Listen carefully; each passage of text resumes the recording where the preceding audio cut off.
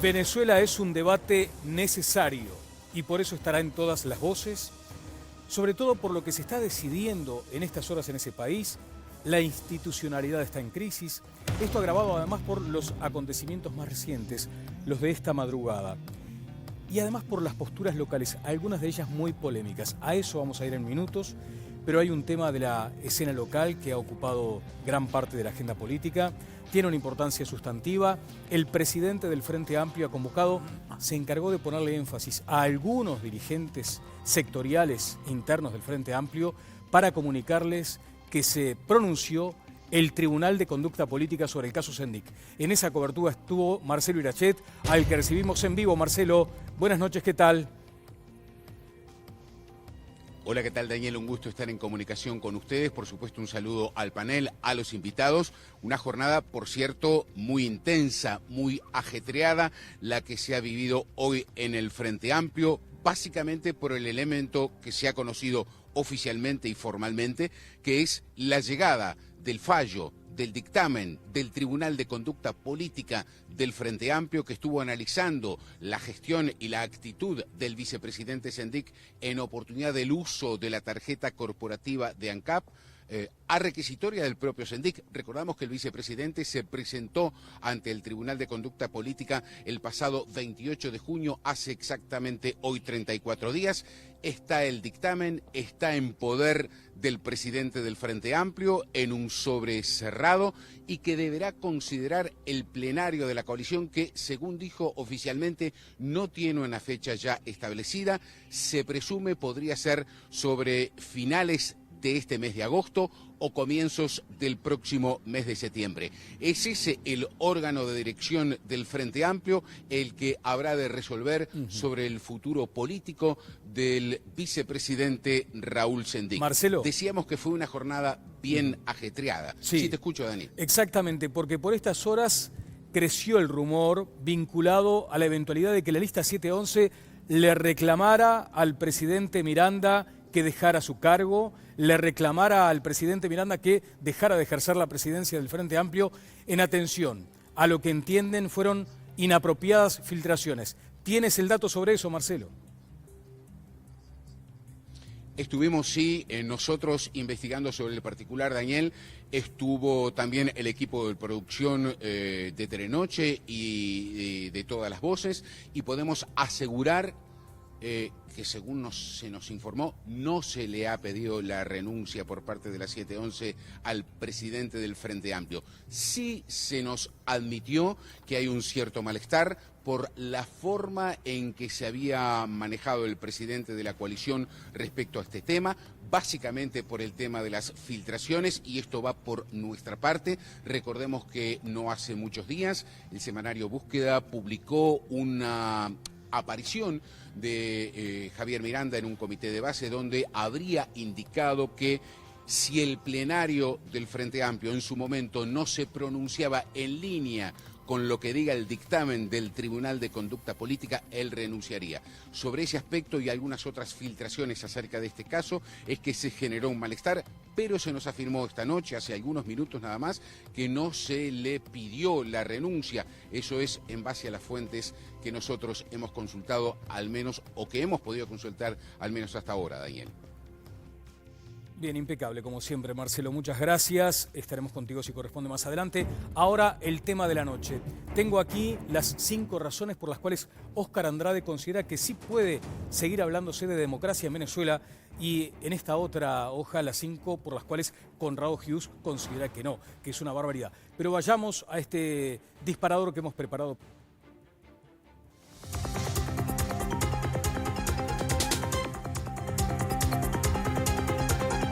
Que la constituyente no iba porque ellos habían decidido que no iba. Ellos para decidir sobre el único soberano que tiene Venezuela, que es el pueblo bravío de esta patria que ha dado una lección de coraje, de valentía.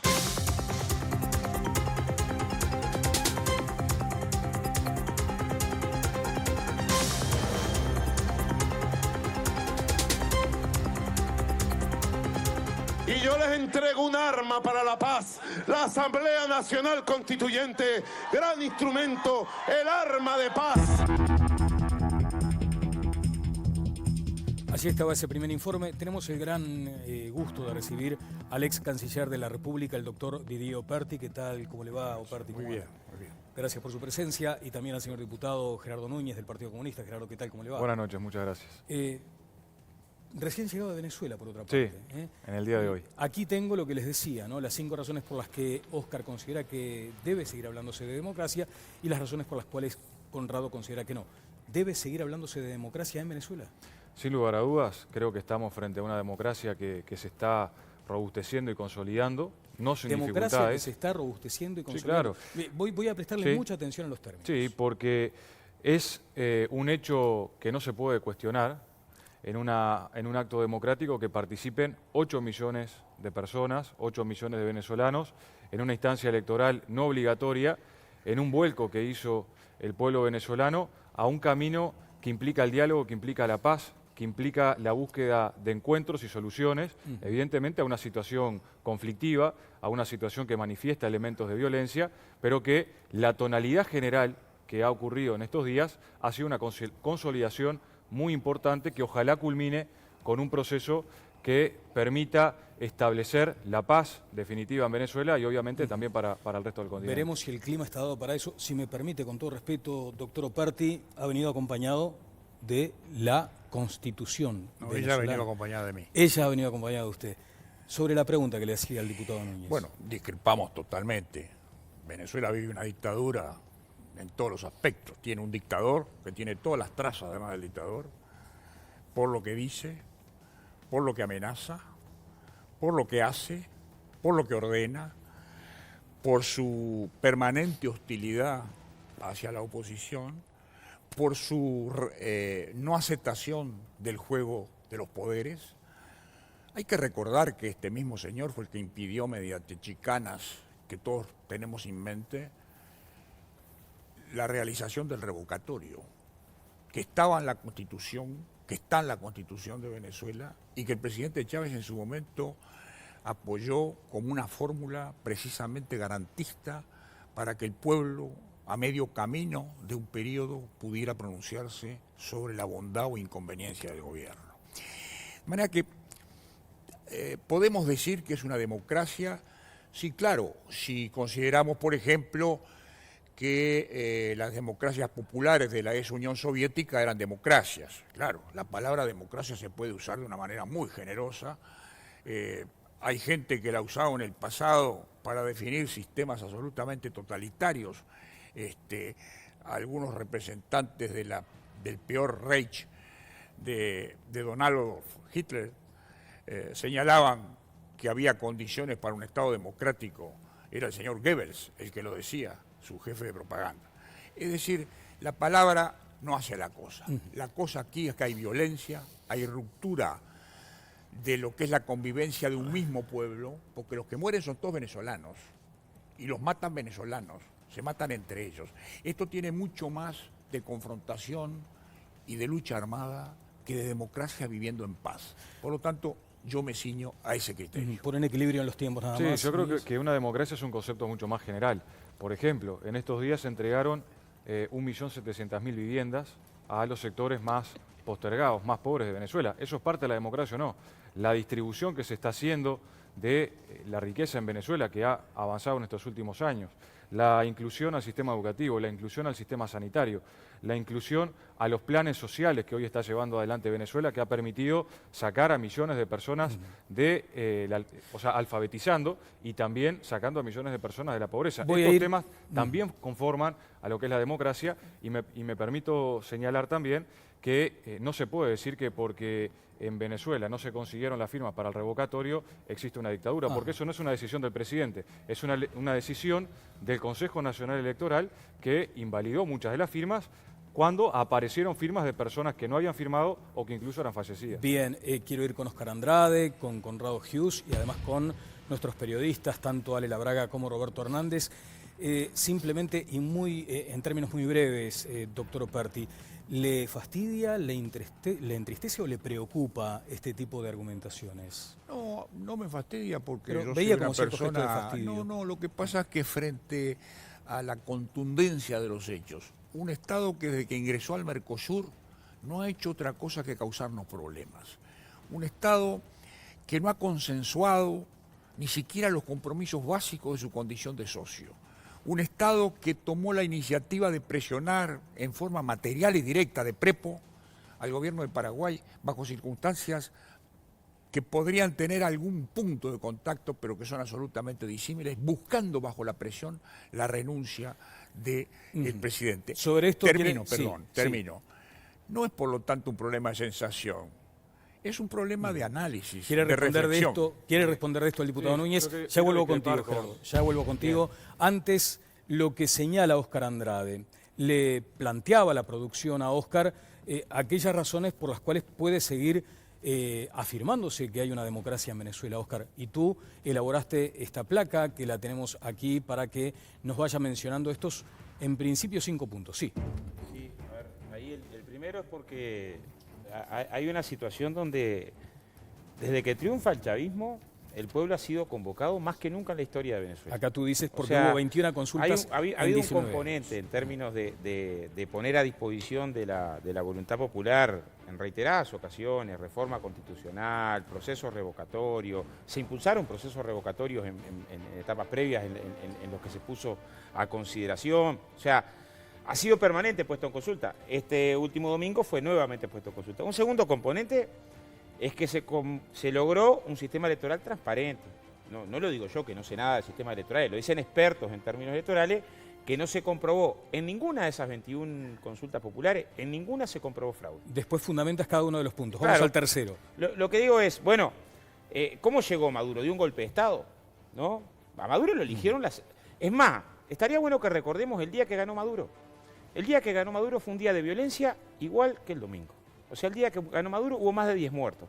¿Por qué hubo más de 10 muertos en Venezuela? Porque el día que ganó, el mismo día que ganó la génesis, esa noche, no se reconoció el resultado y se convocó a tomar las calles. Vamos al punto 4. El punto 4, que creo que nos corresponde a nosotros, tenía que ver también con lo que cada venezolano duele.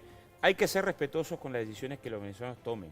Y hay una predisposición a la injerencia con Venezuela que no la veo en otro país. O sea, hay 300 fosas comunes en México y nadie dice, bueno, en México tal cosa. Tenemos la situación dramática en Brasil. En Guatemala asesinaron la semana pasada a un diputado y mueren todas las semanas periodistas. Nadie dice nada. En Honduras, sin embargo, Venezuela es tema de agenda sistemática. Quinto punto. Y lo último, porque el problema no es solamente qué definimos desde acá.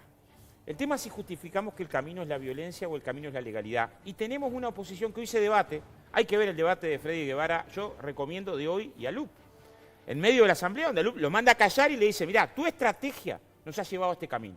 Tu estrategia lo que ha sido funcional a los grupos radicales y a la confrontación, a la interna o sea, en el debate interno lo que se reconocen es, ustedes eligieron el camino de la confrontación, miren a dónde nos ha llevado, no sigamos por ese camino de cosas ilegales que me parece que son tan evidentes, montar un gobierno paralelo, elegir una Suprema Corte de Justicia, o sea, todas las decisiones que se tomaron por la oposición, que son ilegales, parece que no valen. Las que se tomaron por el chavismo, algunas, la semana pasada estuvimos discutiendo acá, nadie fundamenta a favor de que entres al Parlamento a agarrar a piñas a alguien, nadie fundamenta a favor de eso.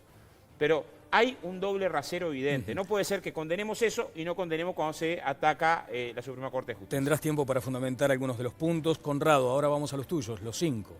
En primer lugar, Venezuela es una dictadura porque el presidente, en connivencia con las Fuerzas Armadas, han organizado un gobierno cívico-militar, por supuesto, que no está en ninguna de las reglas de la Constitución en el pequeño librito que tiene el doctor Operti.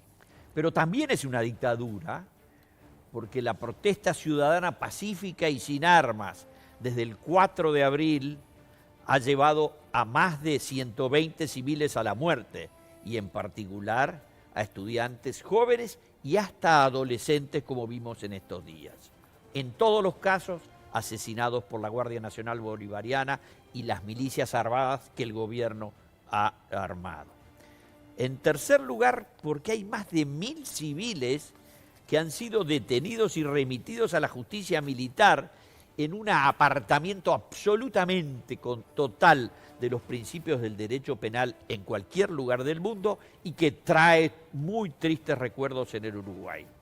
En cuarto lugar, porque se ha desconocido desde el primer día totalmente al Poder Legislativo bajo la forma de la Asamblea Nacional, la que fue electa el 6 de diciembre del 2015 y no bien se instaló, fue negado sus atribuciones por parte de Maduro, pese a haber obtenido más de 2/3 de los votos en la Asamblea.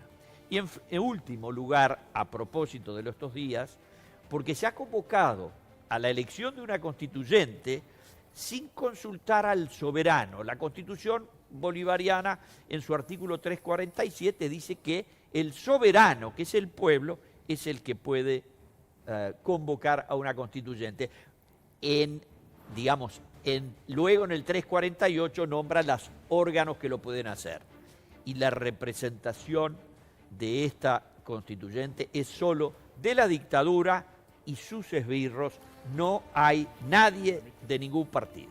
Sí, yo creo que hay una clara confusión del señor Hughes en las apreciaciones que hace. Lo primero, cuando afirma que los 120 civiles que fallecieron fueron asesinados por la Guardia Nacional Bolivariana, eso no es así. Primera cosa es que todas las muertes nos duelen, todas, sin importar de qué colectividad política sean. Ahora, muchas de estas personas que murieron lo hicieron en actos de vandalismo. Por ejemplo, muchos de ellos quedaron electrocutados al intentar boicotear determinadas centrales eléctricas, en algunos casos hasta robándose una heladera de una panadería. Estas cosas pasaron, están registradas y existen las pruebas. En las últimas horas, uno de los jóvenes que murió fue con una de esas armas que se hacen improvisadas y que le explotó cerca de la cara y con esas heridas falleció.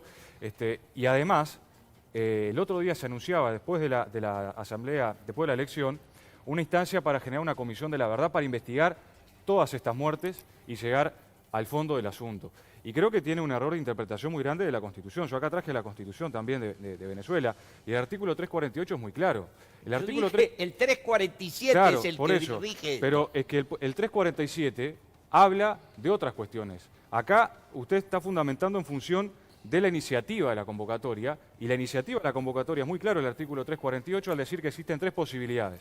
La posibilidad del presidente a través de una resolución del Consejo de Ministros, la posibilidad de que sea a través del Parlamento, de la Asamblea Nacional, o la posibilidad de la recolección de firmas por parte del pueblo. O sea, estos elementos están presentes en la Constitución venezolana, tienen que analizarse de manera adecuada porque si no se tergiversa de manera muy grosera. Doctor Operti. Sí, primero una confirmación de algo que dije antes. Es natural que el señor que es diputado del Partido Comunista y el señor que es dirigente distinguido del Partido Comunista, exdiputado, sostengan una posición que está alineada con el partido de gobierno de Venezuela. O sea, es natural, yo lo entiendo, no vivo en otra galaxia. Por lo tanto, entiendo perfectamente que ellos sean abogados defensores en este momento de ese régimen.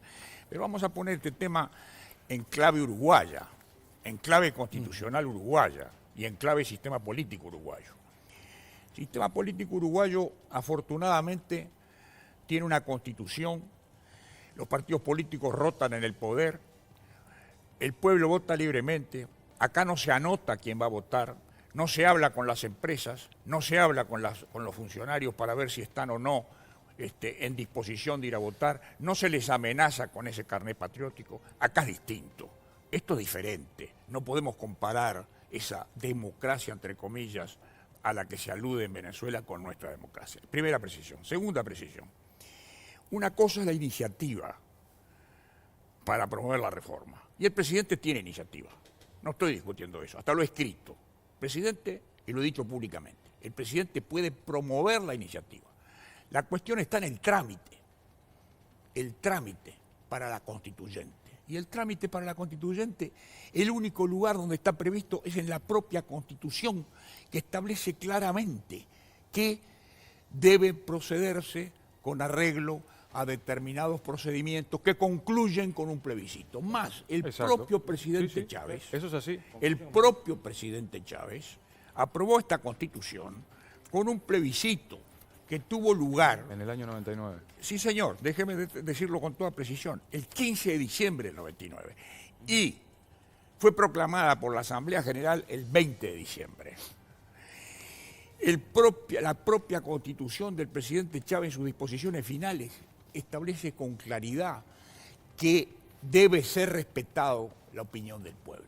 Y yo digo, para la iniciativa se ha promovido esta suerte de consulta, yo diría un tanto no reglada, una consulta que no obedece a reglas claras de juego, una consulta que tiene más bien el carácter de una reacción política frente a una situación determinada, que la movilización de un procedimiento dirigido a cambiar la estructura del Estado y de la sociedad, que para eso es la constituyente, porque las demás reformas que previó la Constitución del presidente Chávez es para revisión parcial de la Constitución.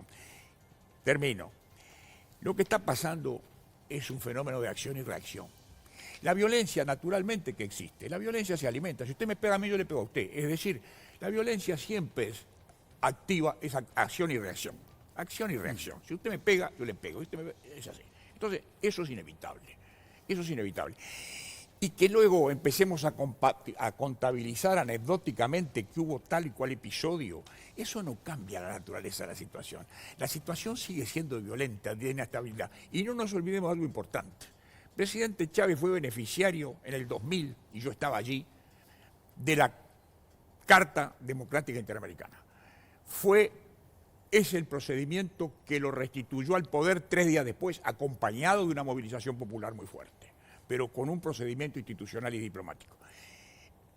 Hoy, el gobierno de Venezuela se ha negado a cal y canto a movilizar este procedimiento. ¿Por qué? Porque tiene su espacio de influencia en el Caribe, eso lo he vivido y lo conozco de cerca. Tiene su espacio de influencia en el Caribe y tiene los votos cautivos de muchos de esos países. Gracias, doctor Operti, por esta participación. Primero una aclaración. Sí, Óscar, si me permitís, porque quiero además los aportes de Roberto Hernández y de Ale Labraga, que están allí desde bien temprano trabajando en este tema. Roberto.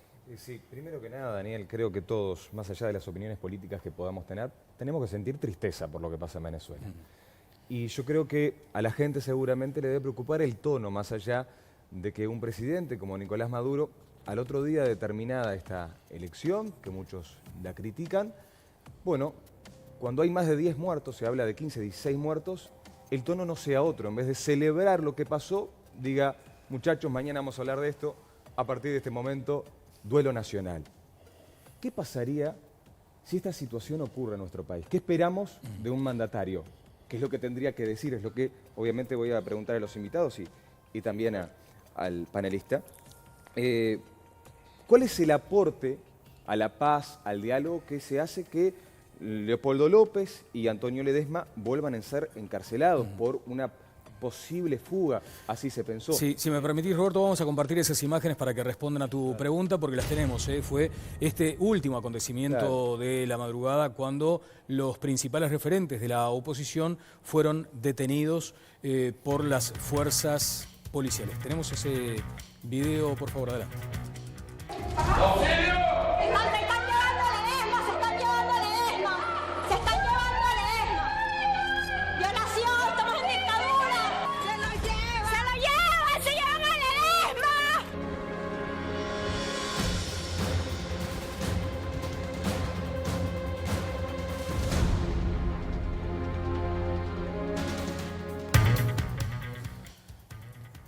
Bien, allí vamos a tener luego al canciller Ney Noboa, que es la postura hasta ahora oficial del gobierno. Por lo menos fue el gobernante que habló y dijo, esto es un desastre.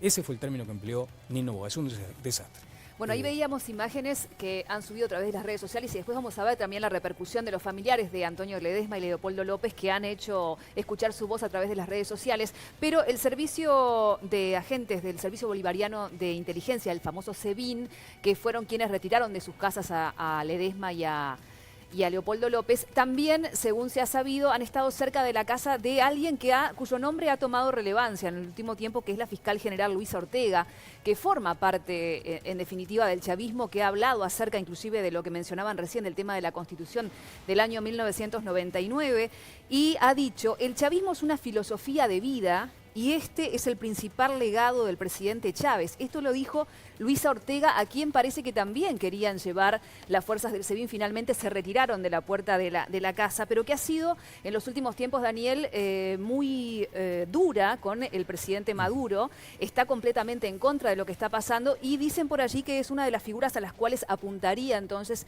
ahora el gobierno de Venezuela como para intentar que se calle. Lo que dijo fue: estamos ante un delito de lesa humanidad que se ha venido cometiendo de manera sistemática y sostenida desde la convocatoria de la constituyente presidencial, ¿no? Alguien que por un lado defiende a Chávez, pero que dice que Maduro está desvirtuando por ahí la idea fundamental del chavismo. Bien, el canciller Operti entendía que había que aterrizar, el ex canciller Operti, que había que aterrizar a las cuestiones locales. Bueno, tenemos un componente local potente y es la posición que asume el canciller Nin Noboa cuando dice que esto es espantoso, es un desastre. De hecho, creo que en este momento está saliendo un comunicado de la propia Cancillería, lo tendremos en instantes. Óscar. Sí, primero es curioso, ¿no? Porque Luisa Ortega era un demonio.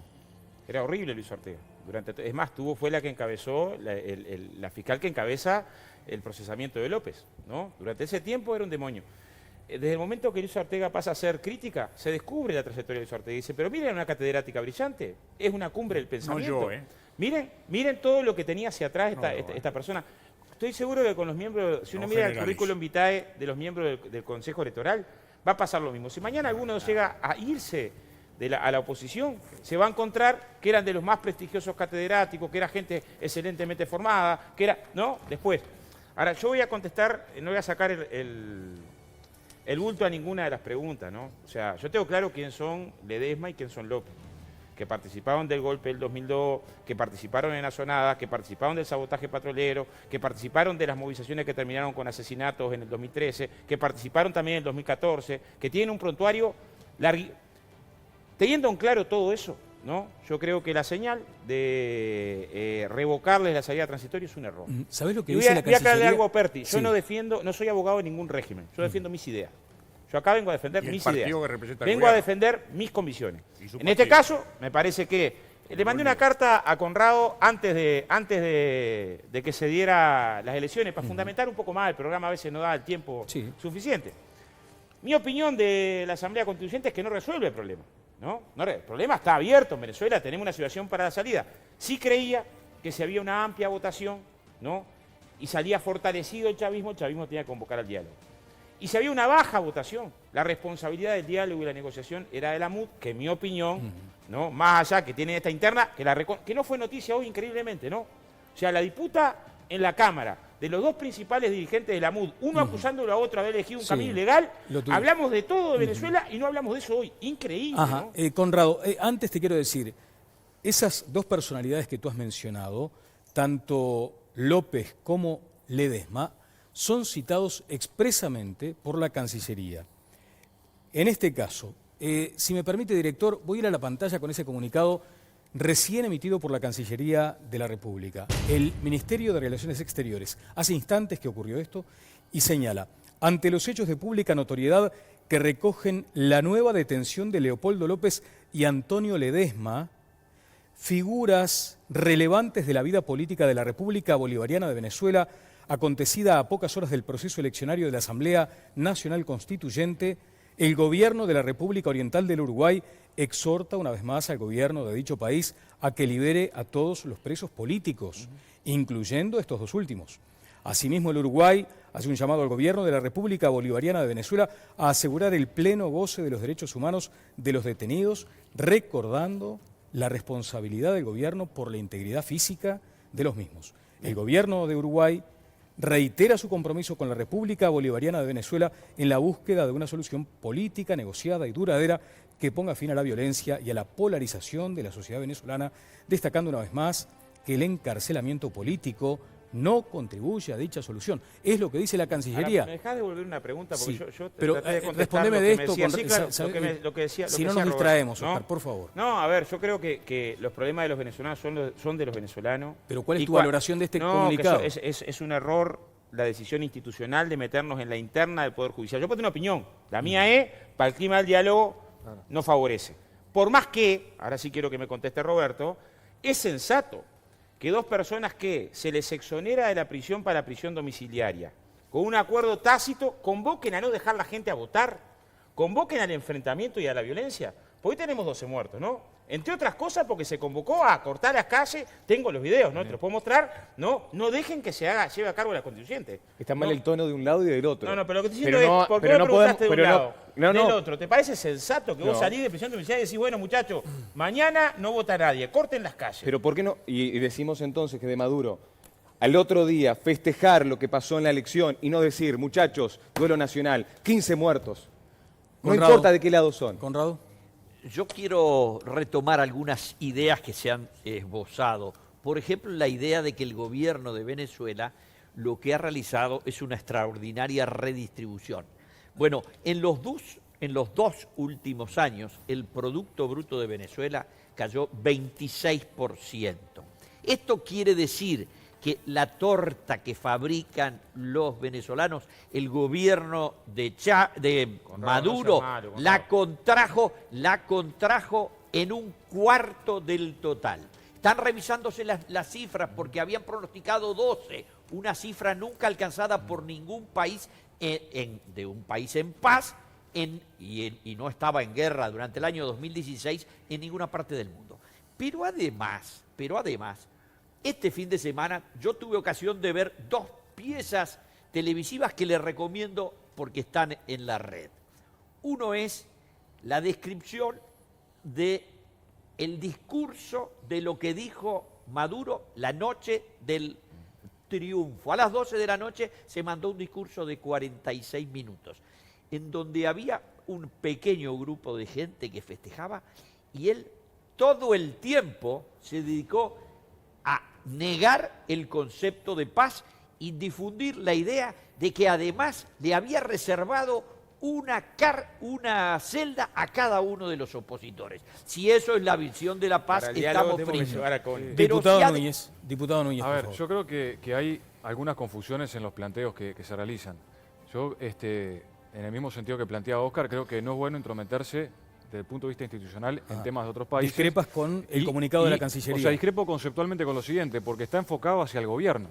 O sea, el comunicado de Cancillería le pide al gobierno que libere los presos políticos y en realidad, o sea, es la justicia de Venezuela, nos guste o no, quien ha llevado adelante estos procedimientos. Yo creo que hay errores conceptuales que me llama la atención que se cometan en áreas donde el profesionalismo en estos temas debe estar en primer lugar. En segundo lugar, creo que aparecen confusiones cuando se dice que Venezuela no ha incorporado la normativa del Mercosur. Venezuela es el país que más ha incorporado normativa arancelaria del Mercosur, tiene más del 90% de las solicitudes incorporadas, más que incluso Uruguay, más que incluso que Brasil, más que Argentina y más que Paraguay. Es más, Venezuela está a favor del Tratado de Ushuaia II, lo ratificó. Quien no está a favor de ese tratado, que lo que hace es proteger muy fuertemente los derechos humanos de todas las personas, que tiene protocolos en caso de rompimientos institucionales, es Paraguay, no Venezuela. Estas cosas creo que hay que ponerlas encima de la mesa para discutir en profundidad un problema por demás complejo, que no le hace bien, yo creo, las visiones a veces que aparecen acaloradas, desacertadas, que desenfocan. Yo pude escuchar gran parte de lo que fue el saludo, si se quiere, de Maduro, y obviamente sí tienen un tono los venezolanos en general, que no es nuestro tono, pero hubo una convocatoria al diálogo, hubo una convocatoria y una expresión de dolor por todas las víctimas, y yo creo que esto lo comparte la inmensa mayoría del pueblo venezolano. Y quiero terminar con esto antes de otorgar la palabra.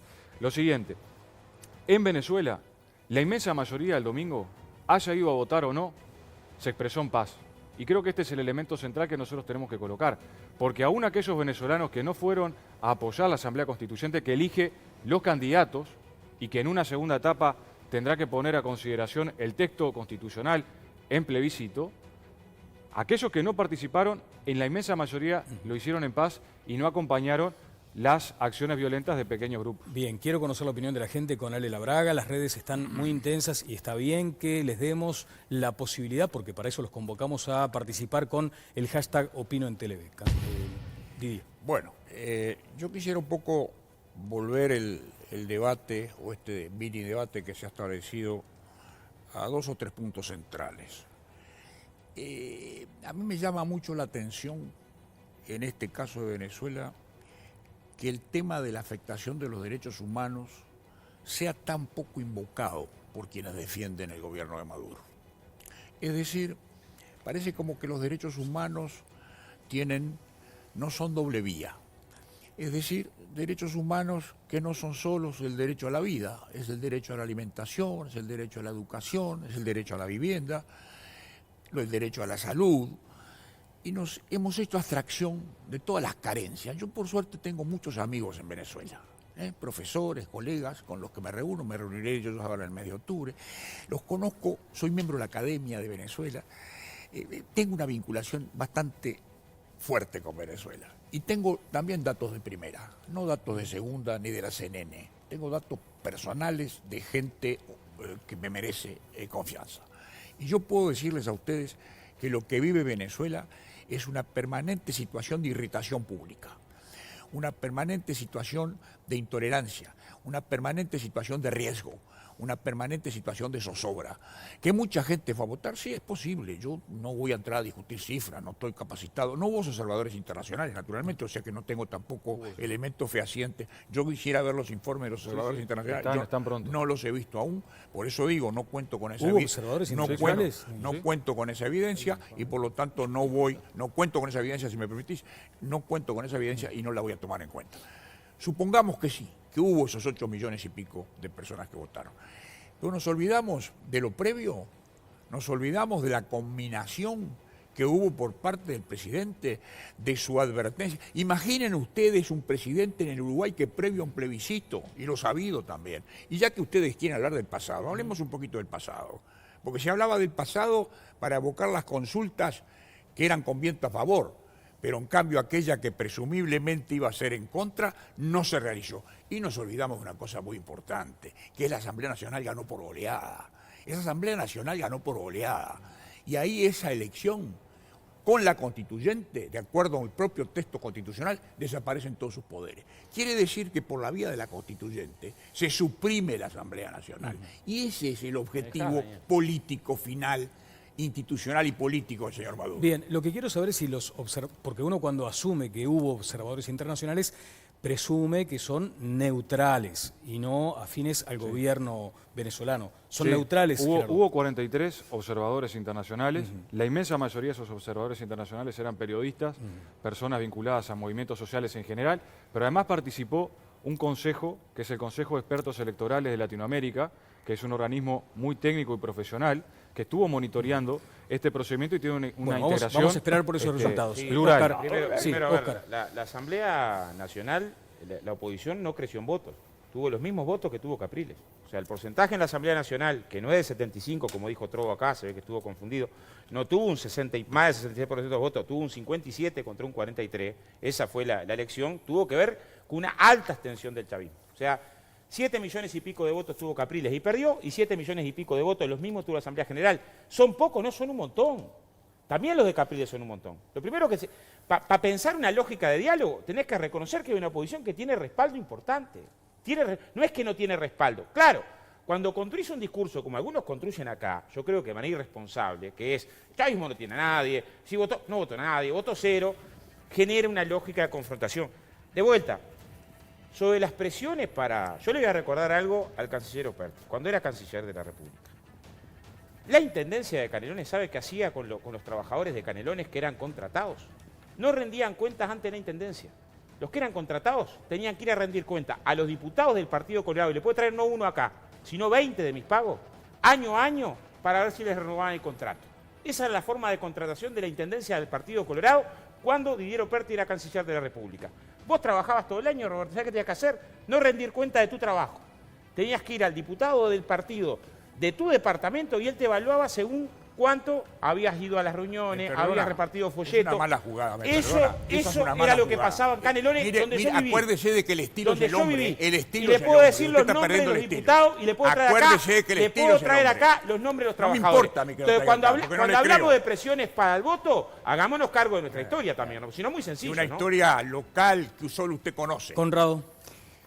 En primer lugar, hagan este ejercicio. Traten de averiguar en el Consejo Nacional Electoral, Poder Electoral de Venezuela, cómo salió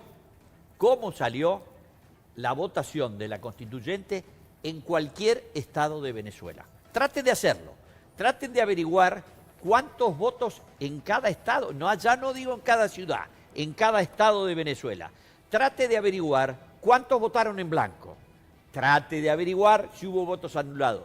Trate de ver cómo fue la votación, porque ustedes saben que con el mecanismo que habían inventado... No se puede hacer en el plebiscito porque quemaron las actas, Uno podía votar por el municipio, que era la circunscripción que diseñaron, y podía votar si tenía alguna de las profesiones del sistema corporativo fascista que estaban pensando, podía votar en su calidad de corporo miembro.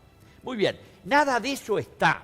Por total, y estamos a 48 horas de la terminación, hay 2 comunicados de prensa que tienen 6 renglones cada uno. Uno habla del famoso número de 8.089.320 y el otro dice que le entregaron copia de los resultados territoriales al gobierno. No hay nada, es todo inventado, de pe a pa. ¿Sabe por qué? Porque no terminó la elección todavía. En el día de hoy se estaba votando la comunidad indígena, que votó aparte del domingo. Y después que estén todos los datos procesados, se van a informar. Salió mal el canciller entonces cuando hoy se quejó porque no se conocía si habían votos en blanco. Salió espantoso. Claro. Yo creo que acá los centrales... A ver, esta Asamblea Nacional Constituyente la reclamaba hace 2 años la oposición. Cuando asume esta postura de convocar una Asamblea Constituyente, en este caso el Consejo de Ministros del Gobierno de Venezuela, se lo empieza a criticar. Yo creo que acá el problema es mucho más de fondo. Va en el sentido de que cada procedimiento electoral que se lleva adelante en Venezuela y que triunfa, digamos, la posición contraria a la oposición, permanentemente se intenta deslegitimar.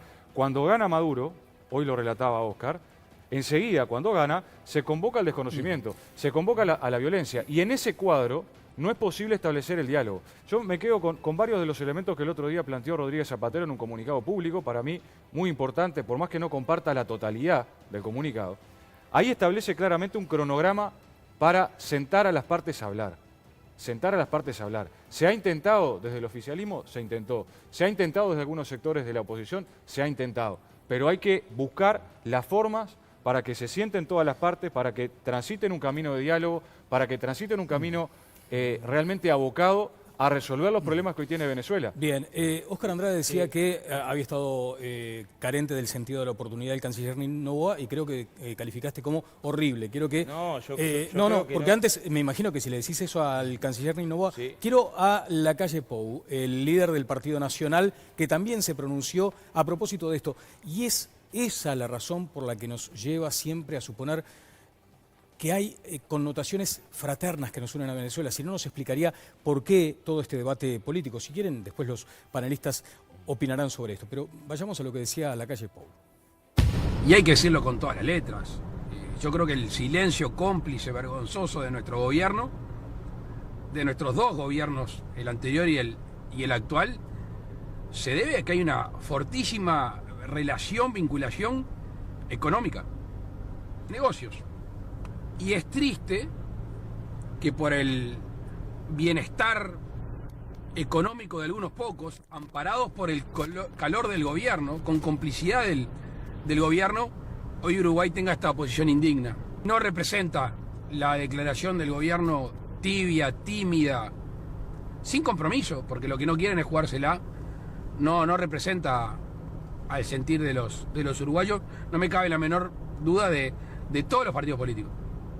De todos los partidos políticos. El régimen de Maduro va a terminar. Bueno, esto es lo que decía el senador Lacalle Pou. Claro, aquí ya hay algunas connotaciones, porque uno presume a veces decir, bueno, estamos tratando este tema porque nos duele Venezuela. Duelezuela, como se puso en algún momento en un hashtag. Pero también aquí Lacalle habla de negocios, de bienestar de pocos, de complicidad del gobierno y de una declaración indigna. Oscar. Sí, me dejaba aclarar. A ver, la acusación de que se venden ideas por plata es una acusación miserable. Entonces, en todo caso, yo mis ideas las coloco arriba de la mesa y el que me demuestra que es distinto, que me demuestre que está con hechos concretos. Pero además lleva el terreno al debate, al peor debate, que habla estiercolero, ¿no? En un lugar donde manija no falta. Fíjate lo que tuiteó el Puma Rodríguez hoy, no el presidente de mi cuadro, sino el cantante. El cantante dice, ¿no? El Papa Francisco, ¿no? El Papa Francisco tiene las manos manchadas de sangre. ¿no? Y es responsable de los asesinatos en Venezuela. O sea, llegamos a un nivel de manija con el tema, ¿no? De no entender el tema, sino de dale. Cuando yo tengo acá reflexiones de diputados de la oposición, Ángel Alvarado, enemigo del chavismo, enfrenta al chavismo, que dice, se nos fue de las manos, no sabemos exactamente cómo controlarlo y tenemos miedo de lo que pueda pasar, ¿no? Declara para el Chicago Tribune. O sea, hay una circunstancia donde lo que menos precisa Venezuela desde afuera, ¿no? Es que alimentemos la circunstancia interna con más manija, para legitimar la violencia. Y hay una lógica que termina legitimando la violencia. Yo creo que el gran esfuerzo que hay que hacer es bajar 2 o 3 cambios. Alvarado estuvo aquí. Sí, claro. Fue el que estuvo acá, me lo estuvo recuerda acá, Nicolás Núñez. Discutió con mucha altura, ¿no? Fue el segundo programa.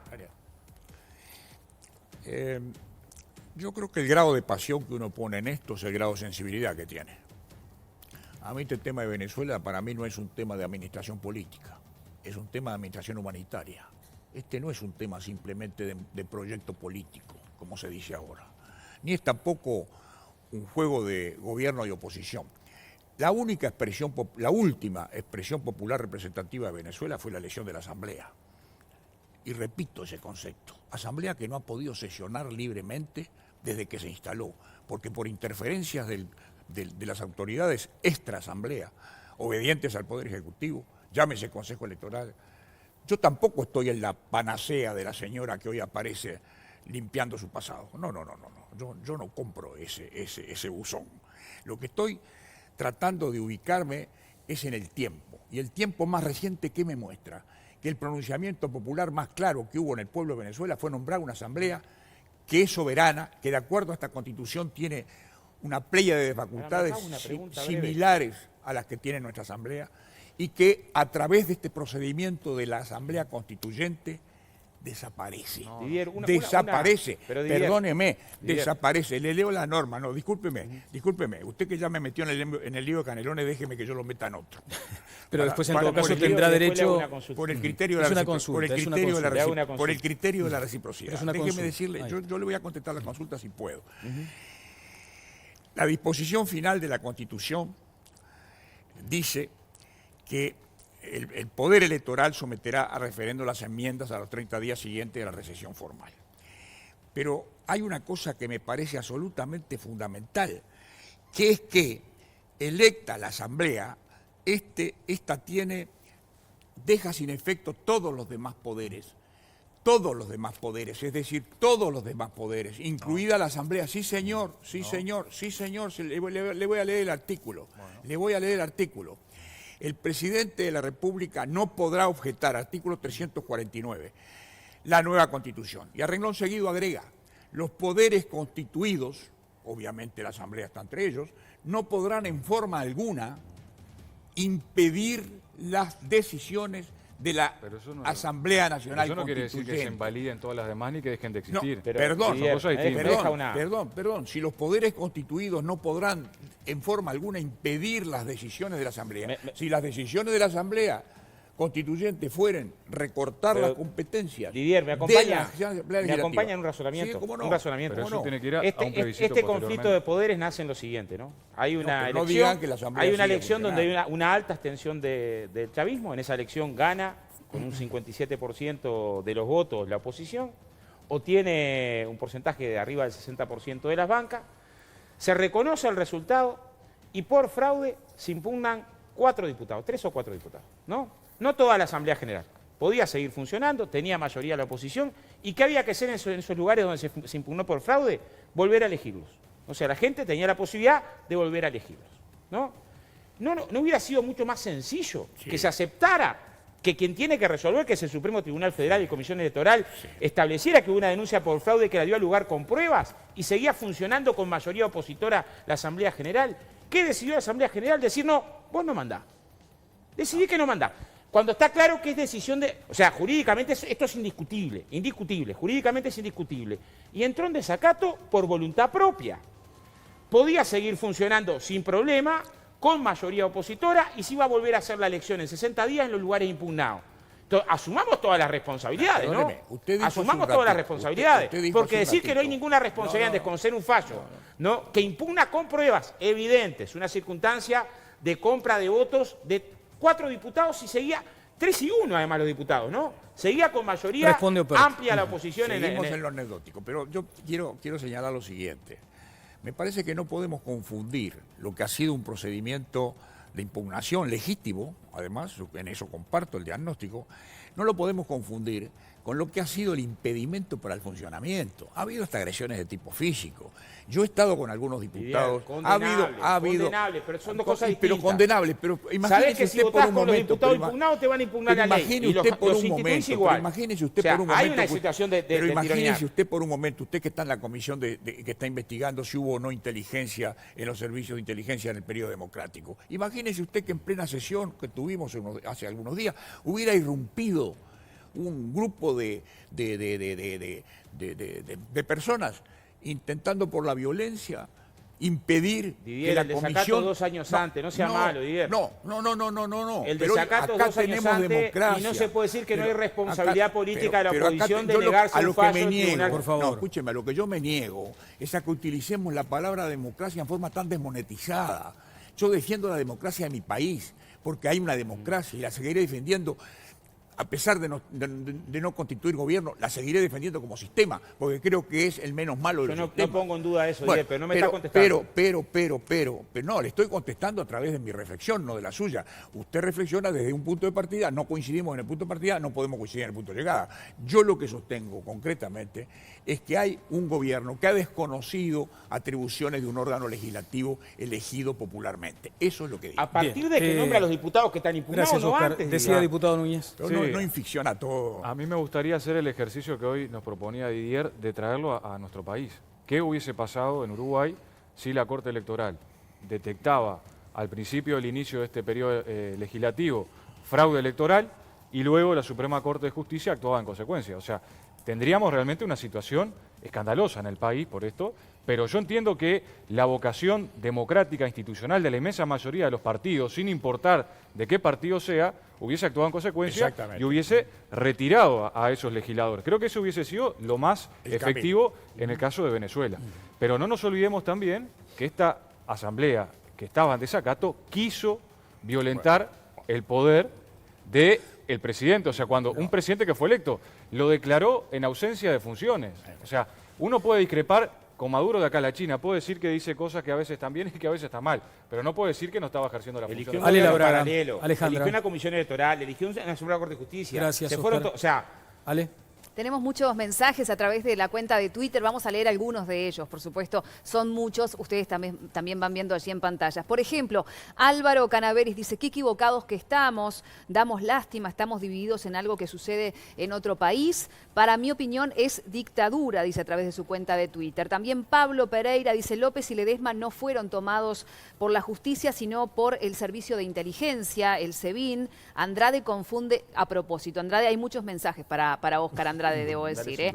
Bueno, Charles dice por acá, en Venezuela juzgan militares a civiles, eso solo en dictadura sucede, los que defienden a Maduro les falta ser valientes. Lilian Lema tiene una posición por allí diferente, dice, en Uruguay hubo un plebiscito en 1980, el pueblo le dijo no a la dictadura sin salir a tirar bombas como la oposición venezolana. Y sé que Roberto ha estado trabajando en base a números que tienen que ver con los venezolanos acá en Uruguay, y dice Fernanda Alonso, conozco a varios venezolanos aquí y allá y todos hablan de lo mal que viven. Por eso es que se vienen para acá y es realmente impresionante la inmigración, ¿no? Quiero ir con Conrado. Ahora, me gustaría repasar por lo menos algunos conceptos porque lo conocieron ustedes a través de todas las voces.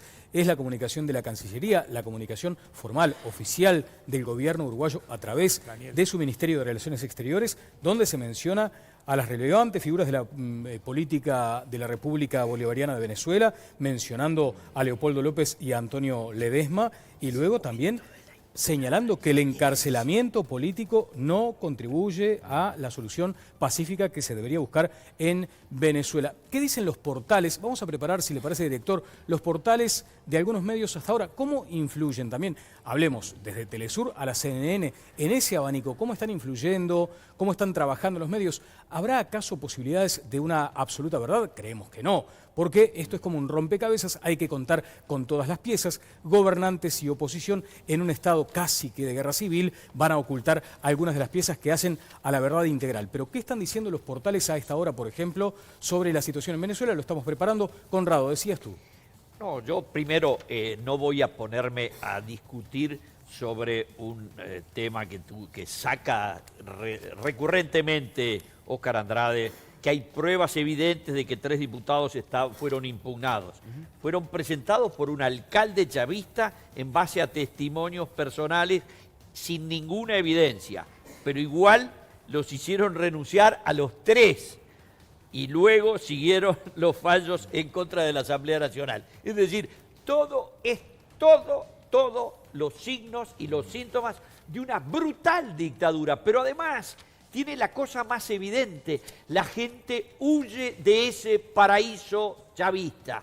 Si pudieron tener la ocasión, y si no, entren a un canal argentino que es el 13 TV y vea Periodismo para Todos, la afirmación que se hizo en el programa de Jorge Lanata, 2 enviados, Mario Dufort y un muchacho Cábana, en la ciudad de Cúcuta, donde decenas de miles de venezolanos huyen, y los entrevistaron y desgarraba el corazón de cualquier persona bien nacida. Realmente es un éxodo y lo pudimos comprobar. Y en 3 años en nuestro país aumentó 1.200% la cantidad de venezolanos que llegan. Y un termómetro, por ejemplo, es la cantidad de venezolanos que sacan la cédula de identidad para residir en nuestro país. Son 12 por día. En 2014, de acuerdo a cifras de identificación civil, fueron 354 en todo el año los venezolanos que llegaron y se quedaron a vivir sacando la cédula de identidad. En el 2015, un año después, 890.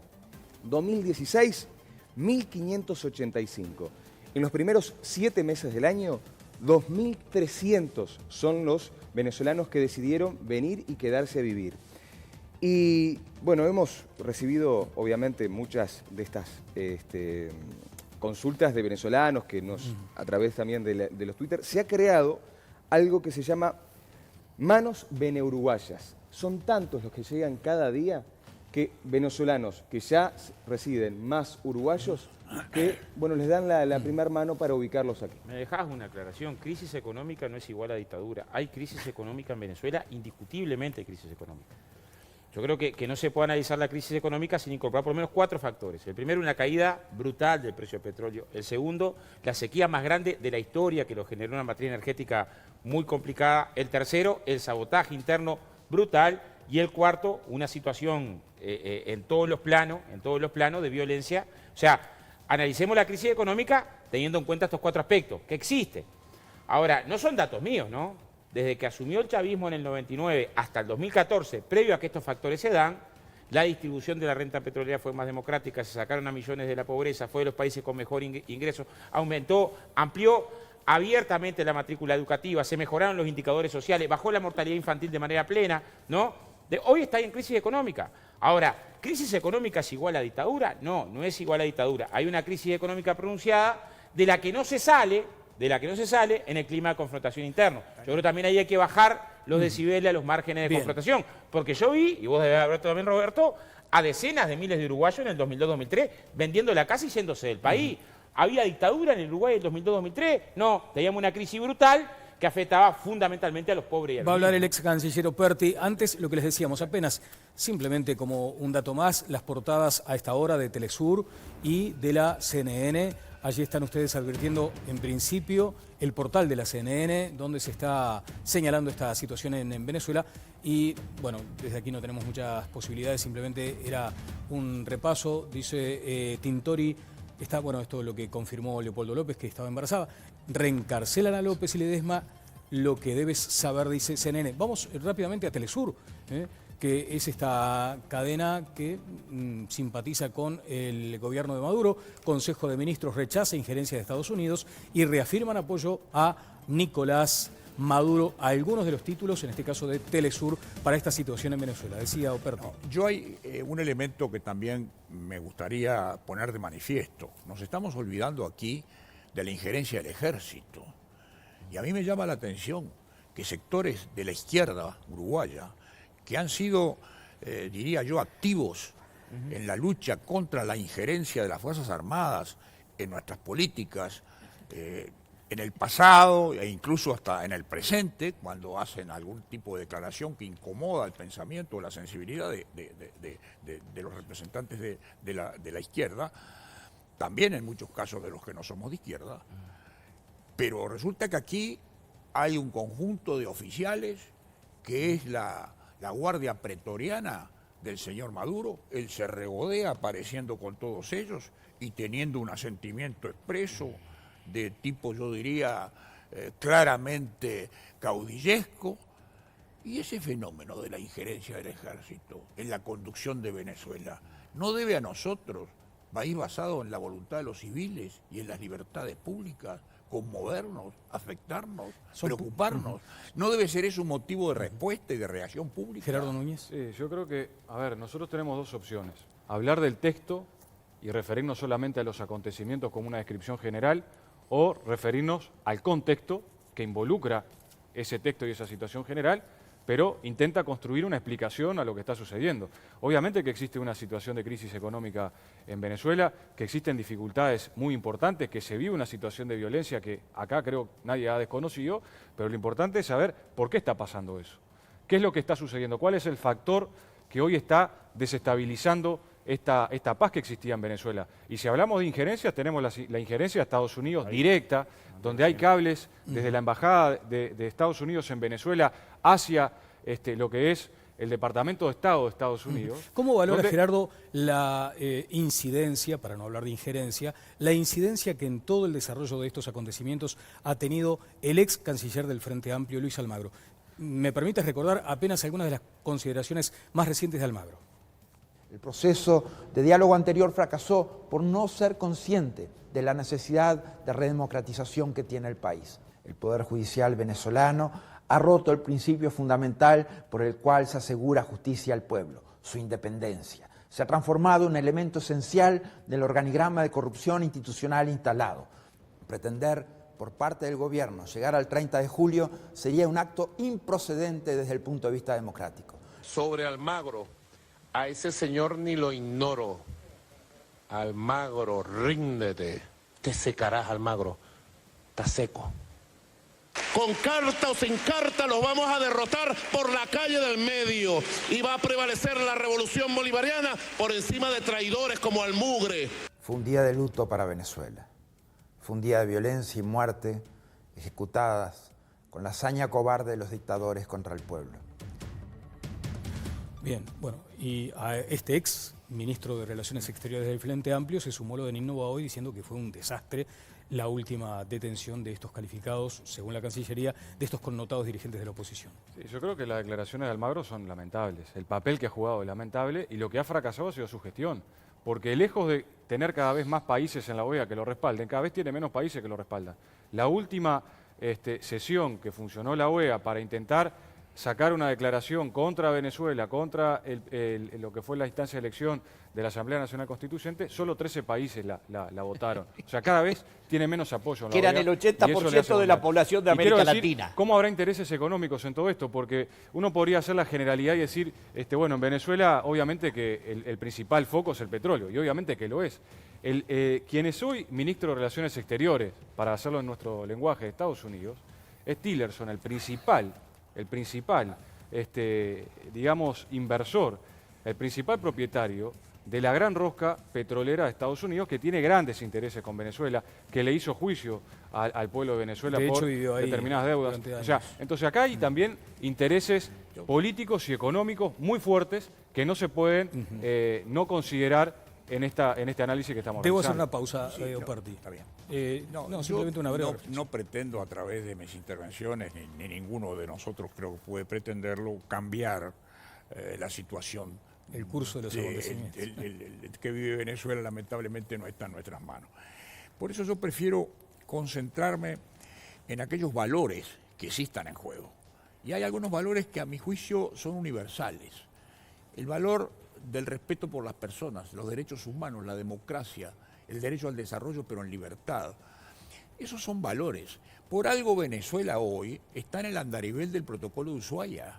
por algo está allí, por algo está ya de alguna manera encaminado un mecanismo que va en búsqueda de la suspensión del derecho de Venezuela a participar en la toma de decisiones de los organismos de integración. Por algo está allí. Es decir, ha comenzado, se ha disparado el artículo 5 del protocolo de Ushuaia, se ha disparado, ya está en marcha con la nota que le envía la presidencia pro tempore al gobierno de Venezuela. Ya está, Venezuela no asiste a las sesiones de la LADI, con lo cual impide que se reúna el Consejo de Ministros, que de acuerdo a una disposición del Tratado de Montevideo del 80, yo fui secretario general de ALADI algún tiempo, donde dice expresamente que tendrán que estar ¿Y no hay todos, riesgos de aislar a Venezuela? todos. ¿No hay riesgo de aislarla? El riesgo de que Venezuela se autoaísle en la región, y eso no es un buen conductor hacia el diálogo. El autoaislamiento termina, como en muchos casos, como en el caso Fujimori, por ejemplo, en un autogolpe descarnado, y el autogolpe descarnado llevó mucho tiempo remediarlo. Vamos a una pausa, si es breve, Oscar. Chiquita, del 9 al 12 de agosto ahora hay convocatoria para los que vayan a ser electos para las elecciones de diciembre en Venezuela de las alcaldes. Yo aspiro que la oposición ponga sus candidatos y no elija no participar. Vamos a la pausa. Quiero, ya este tema, tal cual lo decía el ex canciller Operti, no va a quedar resuelto en este modesto espacio periodístico uruguayo, pero de pronto sí tenemos aquel antecedente de haber tratado o haber intentado tratar con altura y profundidad este asunto y de haber tenido aquí a un diputado del oficialismo y de la oposición venezolanos. Y eso nos dio también impulso a tratar desde aquí de explorar cuáles son las posibilidades de ese diálogo. Ojalá que se dé, pero la circunstancia es bastante difícil. Pausa. Vamos a cambiar de tema brevemente porque ya estaremos en el cierre. Me imagino, no quiero calificar el estado anímico del canciller Operti, del ex canciller, cuando vea lo que hacía Fernando Amado, un dirigente nuevo, savia nueva del Partido Colorado, cuando se reunía con Tabaré Vázquez, hablaba de hecho fue algo así como el vocero de la reunión que mantuvo con el presidente sobre el punto Venezuela. Pero eso luego de la pausa en el cierre de Todas las Voces.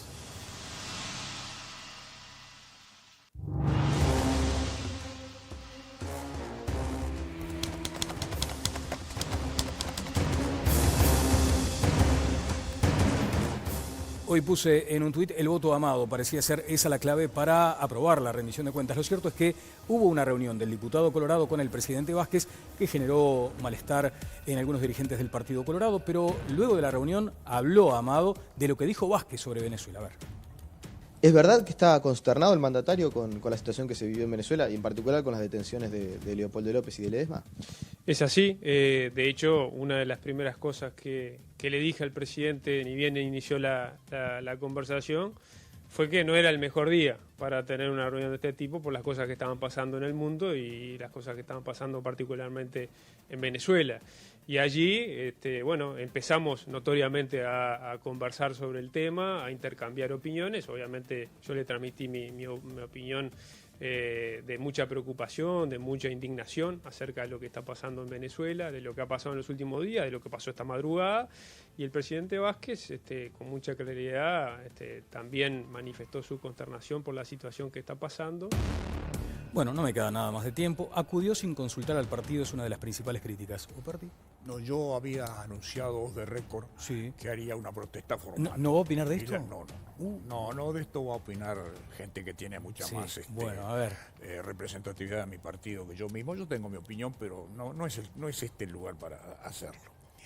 Yo voy a presentar una protesta formal. Yo he estado en minoría, absoluta minoría. Tengo dos connotados representantes de una fuerza política y yo soy el único colorado en este ámbito.